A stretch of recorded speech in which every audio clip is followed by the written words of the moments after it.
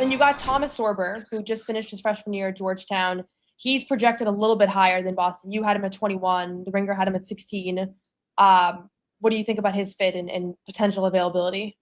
I think Sorber would be like a lot of the same things we said about Kalkbrenner in terms of like the size factor. 7'7" wingspan, I think he measured at pretty massive for his height. With Sorber, he's got some touch, good free throw shooter. He's a really good post player back to the basket, probably the best post big man in this entire draft with the jump hooks and the drop steps and the passing from the post as well. So you imagine him as kind of this, connective piece in Boston's half-court offense. And then on defense, again, that size, the rim protection that he can offer.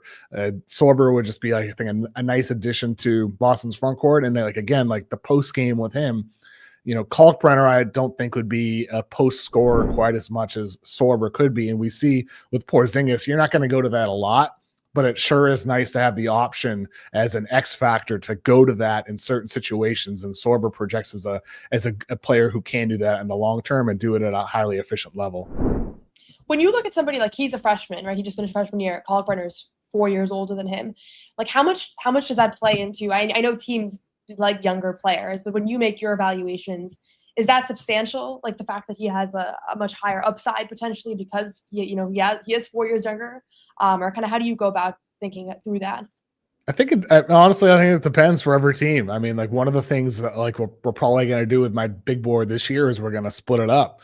We're going to do a more conservative board, like the teams where you want to have more certainty, and then a board for teams that want to be more aggressive. An aggressive team might have Danny Wolf ranked in their top 15. A more conservative team might have him ranked in the 30s or 40s.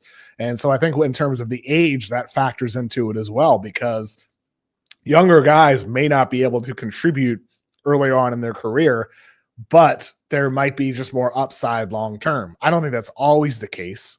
You see guys like Desmond Bane come in late and they keep on getting better. It's not like everybody's on a different developmental trajectory. So, but I think generally, the younger guys do have more upside in theory, but not always. Not always. Awesome. So between everybody that we just talked about, if you had to pick one, say they draft one big of those four, is it Sorber or is it?